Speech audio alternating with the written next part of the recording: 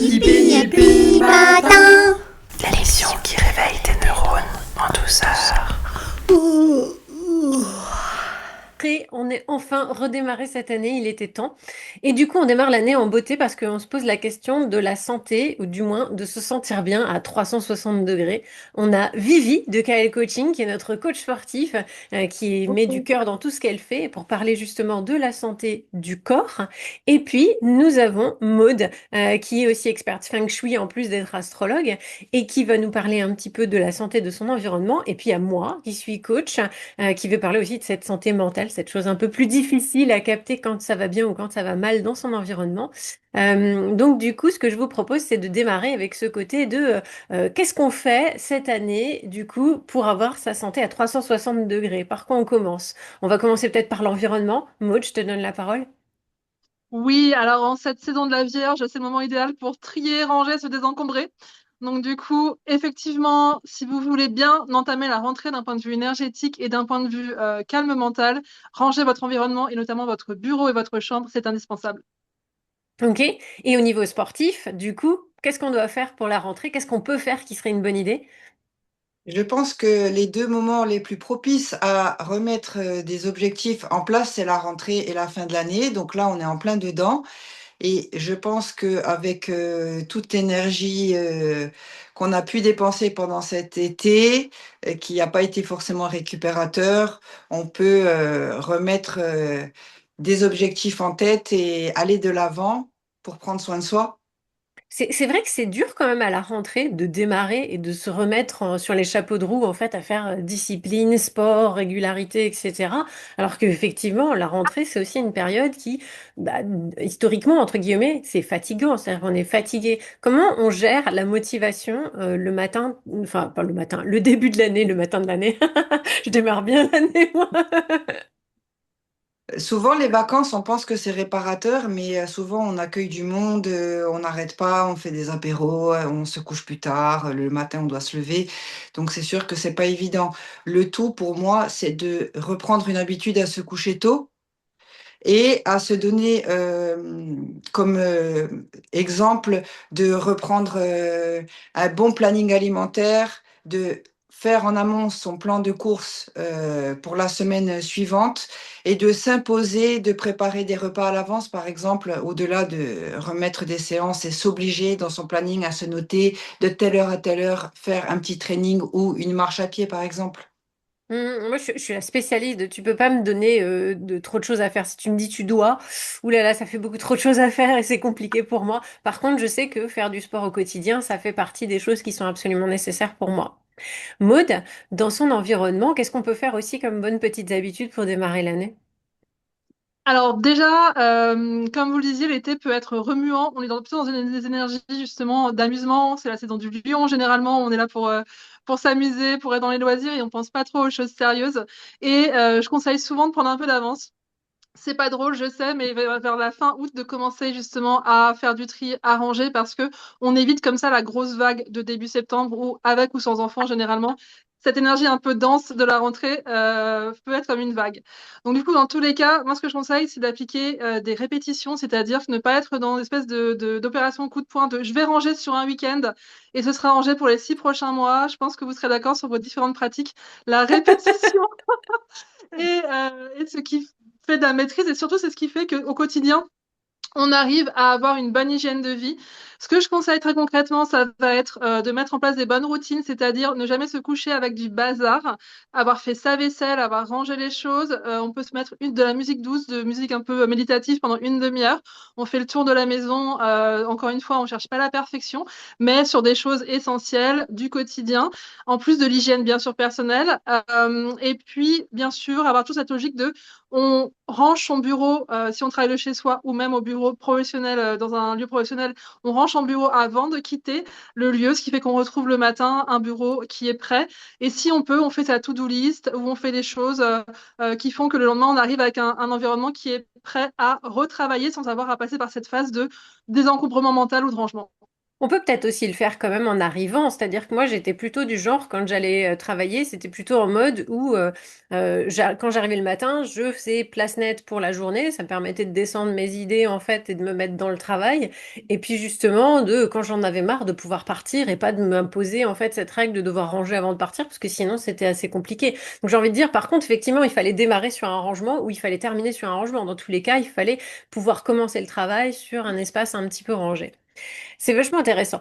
Du coup, là, ce que je voudrais aborder, qui me semble un sujet un peu important, on parle bien sûr à 360 degrés de la santé et on parle du fait de se prendre soin de son corps, prendre soin de son environnement, qui est tout aussi important, mais aussi prendre soin de sa tête, parce que ça reste un sujet qui reste assez important à aborder. Il est facile, j'imagine, Vivi, quand tu as quelqu'un qui vient de te voir en disant, bon, je veux perdre mon gras du bide, la personne, elle voit son gras du bide, c'est pas trop compliqué de lui dire, bon, bah voilà, on va travailler sur tel ou tel exercice, c'est pas agréable à entendre, mais au moins si la personne dit ça, c'est qu'elle a conscience de ce qu'elle est en train de vivre. Maud, si une personne vient te voir en te disant bah, je suis très encombrée, la personne elle voit son encombrement.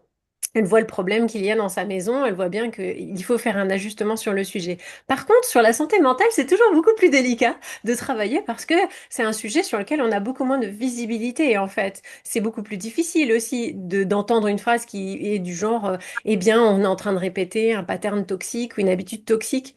Donc justement, la santé mentale, c'est un sujet qui est beaucoup plus difficile à gérer dans son quotidien parce que ça demande une remise en question incroyable. On a notre ego qui est au milieu et qui souvent nous fait dire qui on est et qui veut pas forcément bouger de qui on est pour pouvoir évoluer vers quelque chose de meilleur. Et pourtant, ces trois éléments, ils sont absolument clés pour une vie saine. On peut pas avoir un mental solide et arriver avec ce mental, enfin, sans mental solide, aller vers le fait d'avoir une maison et un environnement rangé, avoir la volonté d'avoir un environnement, une maison rangée, et puis d'avoir aussi un environnement agréable, des relations agréables avec les gens, et puis aussi avoir un rapport aussi avec son propre corps, qui est celui de la discipline personnelle qu'il faut appliquer. Du coup, j'aimerais vous demander, c'est quoi vos petites routines mentales pour aller bien? Alors moi personnellement, je sais que si je suis trop fatiguée, je ne vais pas être productive. Donc je m'oblige le dimanche à toujours prendre un moment pour moi, pour me faire des soins au visage, avoir des moments de lecture et d'organisation pour la semaine à venir. Je sais que c'est compliqué de sortir de sa zone de confort, mais si la peur nous tétanise au point de ne rien mettre en place, on pourra jamais évoluer et dans son mental et dans le feng shui, par exemple, avoir dépollué sa maison, parce que ça fait beaucoup de bien aussi de prendre soin de son habitat et de son corps, forcément. Plus on va prendre le chemin de la flemme, moins on va être productive, moins on va avoir de cardio, moins on va avoir envie de faire. Donc, le tout, c'est d'être face à sa propre conscience et de se dire, bon, est-ce que je peux fournir un petit effort au quotidien? Voilà, je pense que c'est important d'y aller étape par étape. Vachement intéressant. Et toi, Maud? Alors moi, du coup, j'ai les fameuses routines que j'ai citées, c'est-à-dire personnellement, comme j'ai tendance à avoir beaucoup d'idées qui foisonnent, j'ai besoin effectivement de pouvoir me dire que je commence la semaine, par exemple, en ayant posé sur papier les grandes lignes de ma semaine. Je vais avoir, du coup, chez moi, rangé mon bureau, rangé des espaces comme cela. Je vais également avoir fait, comme je dis tous les jours, tous les soirs, j'ai rangé des choses dans mon appartement, j'ai fait la vaisselle, je commence ma journée de façon clean ou mon énergie du matin, puisque j'ai aussi un chronotype, ça c'est un sujet intéressant aussi, un chronotype du lion, donc je suis très productive le matin et vers 14 heures, il n'y a plus personne, entre guillemets. Donc du coup, effectivement, je sais que l'énergie qui va me servir le plus pour être productive va être le matin, donc j'ai pas envie de la gaspiller avec des tâches ménagères que je ferai sans avoir une grande énergie plutôt le soir ou en fin de journée. Donc déjà, vraiment adapter aussi ma journée par rapport à ça. Et puis, il y a aussi le fait que je me pousse. C'est-à-dire que je vais me dire, OK, par exemple, je n'aime pas faire le ménage, mais dans ma to-do list, je vais me rajouter un élément qui fait que je vais faire le ménage dans tel ou tel endroit de mon appartement. Et ce qui fait qu'à la fin, j'aurai effectivement nettoyé les espaces de mon appartement que je n'aurais peut-être pas eu l'envie de faire sur une demi-journée, une demi-après-midi. Voilà, donc vraiment des moments où je me dépasse et aussi par rapport au feng shui, puisque j'utilise mon appartement comme mon allié. Effectivement, dans mon développement personnel, on en reparlera aussi, comme tu disais, avec la vision à 360 degrés. Du coup, je me dépasse sur un sujet dans mon appartement que je veux optimiser. Moi, j'ai un truc, c'est tout le contraire. C'est-à-dire que moi, c'est le matin, je vais faire mon ménage, mon rangement, mon sport, je vais faire tous les trucs que je dois faire qui sont obligatoires et à m'organiser pour ensuite faire tout ce qui est le travail mental l'après-midi et le soir, parce que c'est le moment où moi, je suis le plus productive, c'est là où moi, je suis le plus fraîche mentalement. Et du coup, justement, ça va me permettre d'évoluer parfois jusque tard dans la nuit, parce que des fois, il y a des tâches, j'ai envie de pouvoir les continuer très longtemps ou très longuement, donc je vais pouvoir le faire. Et en fait, je pense qu'il faut chacun trouver son chronotype, tu vois, il faut trouver la façon dont on fonctionne. Par contre, je dirais qu'il y a un truc qui est absolument obligatoire, c'est tout ce qui est sport, il faut le faire le matin. C'est pas possible de le faire le soir. Qu'est-ce que t'en dis, Vivi? Alors, il y a deux types de personnes, celles qui se sentent le plus productives le soir après une journée de travail, et des personnes comme moi qui, même passionnées de sport, n'a pas forcément euh, la foi tous les matins de me lever et de m'entraîner. Mais évidemment, comme je me donne le défi de m'entraîner 4, 5, voire 6 fois par semaine, je préfère le faire le matin où je suis objective. Et comme tu disais tout à l'heure, enfin, à contrario, je préfère le faire et me dire, Virginie, c'est fait. Et j'en parle plus, que d'avoir quelque chose qui me pollue l'esprit et qui me dise, ah, j'ai pas encore fait mon training aujourd'hui, parce qu'en fait, les résultats, on les récolte sur la durée. Donc, il vaut mieux le faire au moment où on est le plus objectif, le plus en mesure cérébralement de se dire, allez, je vais me pousser un petit peu aujourd'hui, que après, c'est propre à chacun hein, d'avoir la force le soir, le matin, ça peut être différent. Ouais, c'est vachement intéressant parce que tu abordes un sujet qui est important, c'est celui de la charge mentale, c'est-à-dire celui même de la charge mentale qu'on peut avoir avec le fait de faire du sport, c'est-à-dire d'être en mode de tiens, je dois faire du sport. Si je me mets à penser toute la journée que je dois faire du sport, je me suis rajouté des choses dans ma charge mentale. Vous voyez à quel point le côté psychique, le côté psychologique, il est parfois un peu invisible et pourtant il est très important dans tout ce qui est le drive de sa vie, de sa propre vie ou de comment aller de l'avant. Donc la charge mentale de devoir faire de l'exercice, ça peut être une pression sur la journée qui peut aussi décourager. C'est pour ça que moi je dis effectivement le matin c'est le bon moment pour faire du sport, même si le corps il a du mal à se réveiller, au moins ça donne justement l'impulsion au corps pour se réveiller. Et puis on n'en parlera jamais assez, mais bon, on est toutes des femmes qui sont d'un certain âge, il y en a quelques-unes qui ont dépassé 40 ans ici. Euh, et on sait que le sport, c'est aussi un outil absolument d'anti-vieillissement. C'est-à-dire que si vraiment on veut pouvoir pousser son corps le plus longuement, le plus longtemps possible, il faut pratiquer du sport régulièrement. Mais il faut le faire en conscience de comment son corps fonctionne, comment son corps réagit. Par exemple, moi, s'il y a un truc que je fais qui est une espèce de routine matinale, c'est les étirements. Ne serait-ce simplement que de me lever et d'étirer le corps pour lui donner la souplesse et l'énergie qu'il lui faut. Je pense qu'à tout âge, il faut avoir cette règle de faire de l'exercice dès le matin pour former son dos, ses muscles, son corps, etc. Exactement, et même pour l'alimentation, plus on va avoir une alimentation adaptée à nos besoins, étant donné que nous sommes des femmes qui ont plus de 40 ans, plus nous allons privilégier l'alimentation pour conserver une masse musculaire euh, enfin, qui peut ne que nous faire du bien, et pour bien vieillir et éviter les problèmes de santé, il faut vraiment prendre en compte que euh, l'état d'esprit qu'on puisse avoir face à notre assiette aussi a toute son importance.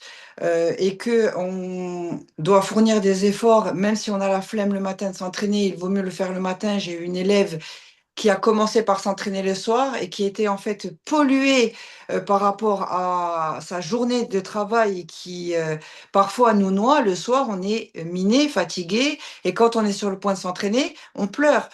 Et en plus de ça, qu'est-ce qu'on va faire? On va faire des erreurs dans son assiette parce qu'on n'a pas été organisé. Donc c'est vrai que ça coûte un petit peu, mais quand on voit que on doit pérenniser et qu'on pérennise pardon, notre santé et notre physique en vieillissant et en prenant soin de soi, ben, ça fait plaisir. Quand on voit les résultats, ça fait plaisir, mais surtout, il faut vraiment s'adapter et sortir un peu de sa zone de confort un petit peu à chaque jour que Dieu fasse, quoi. Il faut sortir de sa zone de confort personnel pour se dépasser un petit peu physiquement. Par contre, il faut absolument créer une zone de confort dans son environnement. Il faut absolument déterminer un espace dans lequel on se sent bien. Maud, t'es d'accord avec ça? Ouais, je suis d'accord avec ça. Et du coup, pour faire le lien aussi avec ce que disait du coup juste avant Vivi, c'est qu'en fait, faites vraiment de votre maison une alliée. Donc tu as raison, Martine, il faut à la fois que ce soit confortable, mais il faut effectivement que vous l'observiez pour déjà comprendre ce qui s'y passe avec une forme d'audit. C'est-à-dire, effectivement, on en parlait tout à l'heure, justement la charge mentale, essayez de voir si vous avez beaucoup de bazar chez vous, ça va dire des choses de vous, de ce qui se passe en vous, voir effectivement la symbolique chez vous. Est-ce que vous avez des objets qui parlent, effectivement, qui sont pas forcément j'allais dire sympathiques pour vous, qui vous ont pas forcément des bonnes choses, des choses qui sont peut-être héritées de la famille, qui vous voulez pas forcément garder, mais vous les gardez par loyauté, etc. Et donc, du coup, en fait, oui, faut créer des zones de confort chez soi, mais il faut aussi faire de son habitation sa meilleure amie, son rock, son allié, son coach du quotidien quand on n'a pas la volonté. Par exemple, je partage une chose avec nos auditrices, nos auditeurs.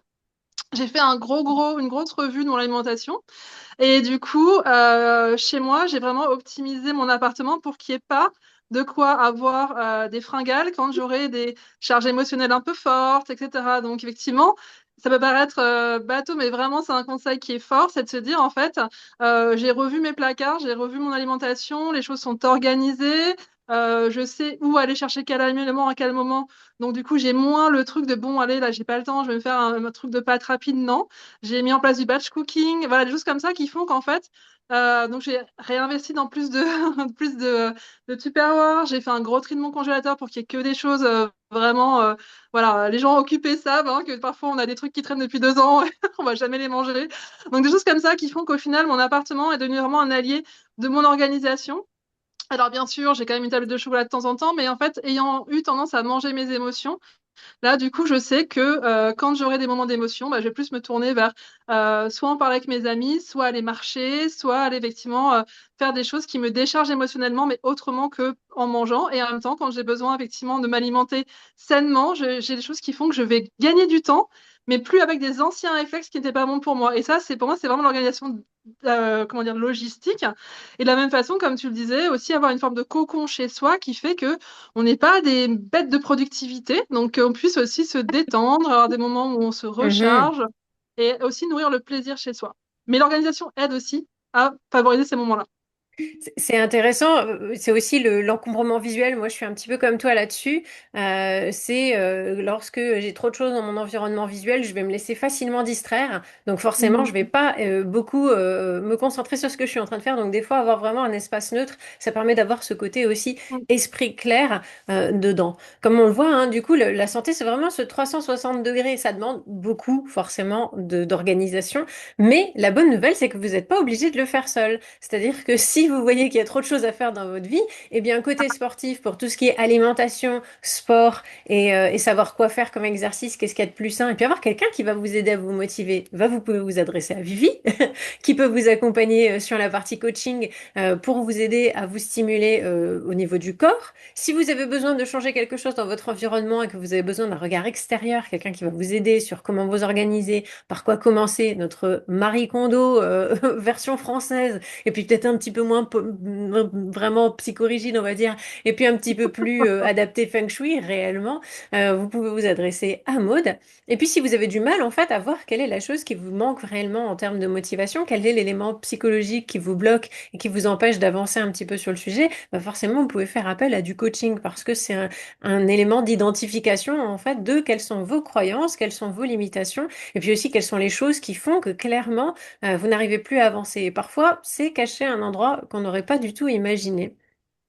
Alors, du coup, oui, il y en a une de vous qui voulait dire quelque chose. Oui, et si je peux me permettre, quand on veut mettre en place une dépollution totale de notre vie, étant donné qu'on n'a pas l'habitude de s'entraîner ou de faire maison claire dans notre appartement ou d'avoir un coaching mental avec toi, Martine, je pense qu'il faut comprendre que quand on met en place une première structure, peu importe les 3 points, forcément, un point va en emmener à un autre. C'est-à-dire que, admettons, on commence avec toi, Martine, on te démarche pour faire un coaching mental, pour remettre en place des choses.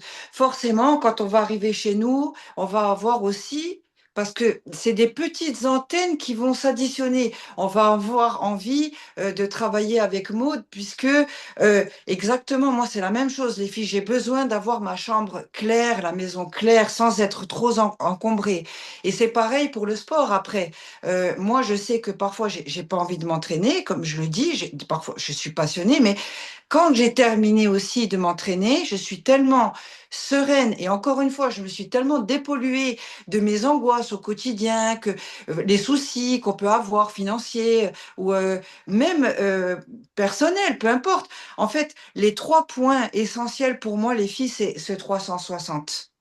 Et quand on commence d'un point, si on s'accroche un peu et qu'on reste régulier, qu'on s'impose un petit peu des petits défis comme ça, c'est une obligation que notre âme, notre aura, je ne sais pas comment vous dire ça, va nous pousser à aller faire le ménage ailleurs, en fait. Oui, et pour compléter ce que tu dis, Vivi, tu vois, c'est vrai que bon, déjà, toutes les deux, vous m'avez beaucoup aidé. Martine m'a énormément aidé sur la partie coaching et tu m'as aussi beaucoup inspiré et aidé effectivement la partie alimentaire et tu m'as aidé en sport. Et c'est vrai que du coup, par rapport à la partie justement maison, en fait, il faut juste comprendre une chose, c'est que vous baignez toujours au niveau psycho-émotionnel chez vous, en fait, dans ce que la maison projette de vous. Pas que l'énergétique, mais justement sur la partie symbolique. Justement, avec une coach comme Martine, on va vraiment aller explorer la psyché, explorer effectivement les croyances limitantes, tout ce qui pose problème. Et en fait, chez vous, vous pouvez très bien avoir des objets. J'en ai déjà vu des clients qui avaient des objets, par exemple, de femmes complètement tristes, recroquevillées, etc. Toute la journée, vous vous envoyez ça, en fait, quelque part à votre inconscient. Mais ça vient aussi dire des choses. Je pense que cette femme, c'est pas que je pense, c'est qu'on l'a exploré effectivement en séance, c'est quelqu'un qui a vécu sûrement, je pense, des gros traumas par rapport au féminin, peut-être même par rapport à son intimité. Et c'est une personne qui aura tout intérêt à aller faire un parcours avec quelqu'un comme Martine pour justement comprendre, dénouer et être capable de jeter l'objet ou de s'en défaire parce qu'elle aura pu verbaliser, elle aura pu soigner. Parce que justement, c'est déjà arrivé que chez des gens, des personnes s'accrochent à des objets parce que du coup, quelque part, il y a cette notion de cet objet symbolise quelque chose que je n'ai pas pu dire, que je ne peux pas, j'arrive pas à m'en défaire. Et ça, j'ai déjà vu chez des personnes, et tant qu'il n'y a pas eu un chemin de guérison profond, un chemin thérapeutique, du coup, la personne n'arrive pas à lâcher quelque chose de toxique pour elle. Et c'est pareil avec toi et avec l'alimentation Vivi, ce moment où en fait les personnes s'accrochent à de la junk food ou s'accrochent effectivement peut-être à des habitudes qui sont pas bonnes pour leur corps ou pour elles et qui vont avoir besoin justement de ton expertise pour pouvoir dépasser ça et mettre en place de nouvelles choses et après se rendre compte que bah, du coup, il y a des bienfaits. Et d'autant plus que ça pollue notre esprit ce qu'on mange. Les junk food, ça pollue notre esprit.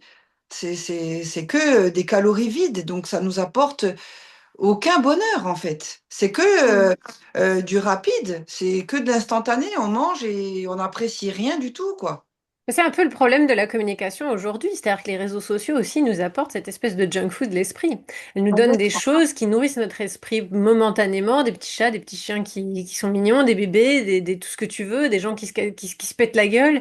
On va voir toutes ces choses-là, mais c'est de la calorie vide aussi mentale. C'est-à-dire que quelque part, Mm. c'est une façon d'encombrer son esprit pour ne pas penser à l'essentiel, pour ne pas faire appel à son imagination, pour ne pas développer. Alors je dis pas que c'est mal, hein. Je dis qu'il faut avoir une observation très très avec beaucoup de recul en fait sur tout ce qu'on ingère, que ce soit son alimentation, mais aussi ce qu'on alimente de son cerveau. Et c'est justement le principe de cette santé à 360 degrés sur l'environnement aussi. C'est-à-dire de ce qu'on met comme message dans son environnement, on nourrit son cerveau avec. On passe son temps tous les jours à boire cette même eau, entre guillemets, qui est infusée à ces messages qui sont affichés partout dans notre environnement ou partout dans notre vie. C'est pour ça que c'est important d'avoir des messages motivationnels qui sont très importants, qui sont beaux, qui sont jolies. Genre par exemple comme Vivi qui a un gros cœur derrière elle avec son joli tableau, Maud qui a du love derrière elle avec ce do your own things qui est un peu stimulant, etc. Et d'avoir ces messages-là. Par exemple, je suis allée chez un opticien dernièrement où ils avaient une affiche en fait, comme les affiches qu'on a chez les opticiens avec le texte, vous voyez, qui réduit petit à petit. La première phrase c'était vous perdez votre temps, mais ce n'est pas grave, gna gna gna gna, et tout. Et j'étais là genre waouh, l'opticien tous les jours elle voit ça en face de son bureau qui lui dit vous perdez votre temps, une espèce de message comme ça induit qui est extrêmement puissant. Et c'est la même chose avec la publicité, en fait. C'est pour ça que c'est important de faire attention non seulement à son physique, bien sûr, à être en bonne santé, à bien faire attention à sa santé, à faire attention à ce qu'on mange, à faire attention avec quoi on s'entoure, dans quoi on s'entoure, etc. Mais c'est aussi important de se poser la question de quoi on nourrit son esprit et de temps en temps de savoir s'isoler, faire une balade en forêt, faire quelque chose qui va nous couper de toutes ces choses qui nous envoient des milliards de messages induits à l'intérieur de nous et qui nous empêchent en fait réellement de faire ce tri mental qui est nécessaire et qui va permettre de se clarifier l'esprit pour pouvoir avancer et faire des choses et nourrir son esprit. Et dernièrement, je lisais quelque chose qui était très intéressant qui disait que pensez tout le temps aussi à lire quelque chose qui va challenger votre pensée, c'est-à-dire parfois à lire ou à faire quelque chose qui va à contrario de ce que vous avez l'habitude de penser ou ce que vous avez l'habitude d'aimer et de vous laisser surprendre parfois par les propos de quelqu'un d'autre ou de quelque chose d'autre qui est différent du vôtre. Et je pense que c'est un peu la même chose en termes d'environnement et en termes de sport. Parfois, il faut sortir de sa zone de confort en expérimentant quelque chose qu'on n'aurait jamais expérimenté soi-même pour pouvoir justement se rendre compte, tiens, en fait, ça, c'est le truc qui va me stimuler, qui va me donner envie de continuer parce qu'il y a de la nouveauté, en fait, qui est. Et de la même manière, changer son environnement, accepter parfois de bouger les objets, de les déplacer, de regarder comment une configuration d'une pièce se fait ou ne se fait pas, ça permet d'apporter de la nouveauté, en fait, à son esprit. Et parfois, même si on a une bonne disposition feng shui, le fait de bouger son environnement, ça va changer quelque chose mentalement. Vous êtes plutôt d'accord sur le sujet, les filles? Moi, je suis complètement d'accord, puisque Maud m'a permis de restructurer ma chambre et sincèrement, j'ai vu la différence. Encore faut-il le vouloir, comme tu dis, avoir envie de sortir de sa zone et faire parfois, sans parler de feng shui forcément, mais savoir parfois sortir de sa zone. C'est important de faire et d'écouter, par exemple, la vie, la vision des autres, être ouvert dans la vie. Savoir entendre enfin, que d'autres personnes ne puissent pas voir les choses comme nous, ça, c'est pas forcément aller dans leur sens, c'est ouvrir son cœur et comprendre que tout le monde est différent, mais tout le monde peut s'apporter quelque chose. C'est Oui, super riche. Ouais. pardon. Oui, effectivement, et par rapport à ce que tu dis, ce que vous disiez, effectivement, je pense que c'est aussi important vraiment d'observer son environnement pour observer où on est dans sa vie. Encore une fois, pour moi, il y a vraiment trois types de mise en mouvement. Il y a le moment où on a envie de changer parce qu'on est sur une logique de OK, là, je me sens bien, j'ai envie de changement, donc j'y vais, je vais être proactif, enfin, proactive. Il y a la partie, là, je viens de vivre un gros truc. Donc là, j'ai envie d'autre chose, donc, mais c'est fait un peu dans la douleur. Et il y a vraiment la partie où justement on peut ne pas voir les choses et soit des amis, des proches qui viennent chez nous vont être un peu révélateurs, comme tu le disais Martine, de oui, bah là, effectivement, c'est bizarre, chez toi, c'est hyper encombré, t'arrives plus à sortir tes poubelles, vraiment pour aller sur des choses très extrêmes, mais qui sont Mhm. pas si non fréquents que ça et qui sont révélateurs en fait de signes de dépression. Une Oui, personne qui se met à ne plus faire le ménage, qui se met à ne plus ranger chez elle, qui se met vraiment à être dans une logique, mais comme une personne, j'imagine, qui ne prend plus soin de sa santé mentale ou qui ne voit plus d'amis ou qui justement ne mange plus bien. En fait, il y a vraiment des signes comme ça dans l'appartement qui peuvent être révélateurs de où on en est dans sa vie, comment on se sent. Les burn-out, généralement, il y a énormément de bazar et puis les gens n'arrivent plus en fait, n'arrivent plus à faire. Donc là, on peut utiliser son environnement comme une alerte, on peut s'auto-observer, on peut bien sûr faire appel à quelqu'un pour checker son environnement. Mais en gros, ce que je veux dire, c'est que l'environnement peut être un révélateur, comme d'autres sujets dans sa vie, de où on en est, de comment est-ce qu'on prend les choses en main et de comment est-ce qu'on doit prendre les choses en main pour aller mieux. Tout à fait, Maman. Eh bien voilà, je vous propose qu'on s'arrête là. On a parlé beaucoup de choses. Je voudrais juste que vous fassiez un petit point pour les gens qui nous regardent, qui puissent un petit peu savoir si on veut faire un coaching sportif. Vivi, où est-ce qu'on peut te trouver? alors vous pouvez me trouver sur Facebook ou Instagram sur Kyle Coaching 2A, Mhm. sinon sur K WhatsApp. comme kangourou et L comme En Ludivine. fait, c'est les initiales de mes enfants, Kélia et Léna. D'accord. Très beau. Coaching 2A, Corse du Sud. Et voilà, je suis aussi sur WhatsApp, mais bon, je ne vais pas vous donner le numéro ici. Mais n'hésitez pas à le demander ou à ce qu'on puisse le noter en légende, je ne sais Mhm. pas. On le mettra dans la partie présentation sous la vidéo sur YouTube que vous retrouvez. Donc, vous pouvez regarder tout en dessous. N'hésitez pas à mettre des commentaires si vous voulez parler sur cette vidéo. Je rappelle aussi que Vivi, ce qu'il y a de bien, elle va être vraiment en mode où elle va vous accompagner par des messages par WhatsApp. Elle va être présente avec vous quand elle vous fait du coaching. Donc, c'est pas que un coaching, genre vous achetez un truc, c'est one shot, c'est au revoir. Elle vous suit, elle vous accompagne, elle est toujours présente avec vous. C'est un peu Euh, ça ma mission, oui, exactement, que les filles ne se sentent vraiment pas seules dans leur démarche. Voilà. Et puis, t'accompagnes pas que des filles, t'accompagnes aussi des garçons. Non, des garçons aussi, c'est vrai. Voilà. Maud, si on veut te retrouver, on te retrouve où? Alors, du coup, vous pouvez me retrouver sur Instagram, sur astrobeach.fr, beach, B-I-T-C-H, et pas beach, la plage, effectivement. Et donc, du coup, effectivement, astrobeach.fr sur Instagram, bientôt le site qui sort, et puis bien sûr, vous prendre rendez-vous Calendly, astrobeach.fr. Astrobeach, ouais, c'est ça. Parfait. Et toi? Et Et toi, moi, Martine? et moi, si vous voulez me retrouver, c'est Grenade Coaching. Du coup, vous pouvez chercher sur les réseaux sociaux, partout, vous tapez Grenade Coaching, vous allez finir par trouver ma petite rogne et trouver ce que je propose. Je propose des contenus enrichissants qui vous permettent de réfléchir sur vous-même et sur votre environnement, entre autres choses, mais aussi parfois sur votre corps, votre rapport et vos relations au sens large. J'aimerais qu'on termine cette émission, du coup, avec la question de notre précédent invité, puisque maintenant on passe sur YouTube, on était sur Instagram, mais on avait des invités avant. Si vous n'avez pas vu nos anciennes émissions, je vous invite à aller les revoir. Et ce que vous pouvez faire, donc, c'est répondre à cette question, les filles. C'est quoi le dernier livre qui vous a marqué, qui était particulièrement intéressant? Il est là et il s'appelle Les 5 blessures de l'âme. Ah, Lise Bourbeau, Mmh. évidemment, très intéressant. Ah oui, très intéressant et très Ouais, nourrissant. j'arrive. Moi aussi. Mm. Moi, je ne vais pas aller le chercher parce qu'il est loin, mais moi, le livre, c'est le livre de Gillian Anderson, Want, qui parle de tous les fantasmes. En fait, elle a regroupé sur un site, elle a invité des gens à parler de leurs fantasmes, en particulier des femmes, et donc des fantasmes féminins. Et du coup, ça parle de sexualité, bien évidemment, ça parle de fantasmagorie, mais aussi de comment se positionnent les fantasmes pour les femmes. C'est ultra intéressant, c'est extrêmement bien écrit. Malheureusement, ce n'est qu'en anglais, donc pour ceux qui parlent en anglais, bah, c'est très bien. Et si vous l'avez jamais lu, il est très intéressant. Et toi, Maud? C'est relationnel de Martine. Ah, c'est Alors, c'est relationnel. un livre que je Paris conseille à tout d'ailleurs. le monde. Et en plus, c'est vrai. Et en plus, c'est vrai. J'ai aussi, je suis en train de lire ton livre de science-fiction, mais celui-là, effectivement, est complètement dans le sujet, effectivement relationnel de Martine, que j'ai adoré. Qui a également des exercices, hein, dont certains que je me suis mis dans ma to-do list sur justement les relations, mais les relations que ce soit aussi bien votre relation à vous-même, à votre environnement, à vos proches, à votre amoureux, amoureuse. Voilà, très beau livre sur les relations et qui vous fait prendre beaucoup de conscience. Merci beaucoup, les filles. Je vous Merci à souhaite une très Merci, bonne journée. À bientôt. à bientôt. bientôt!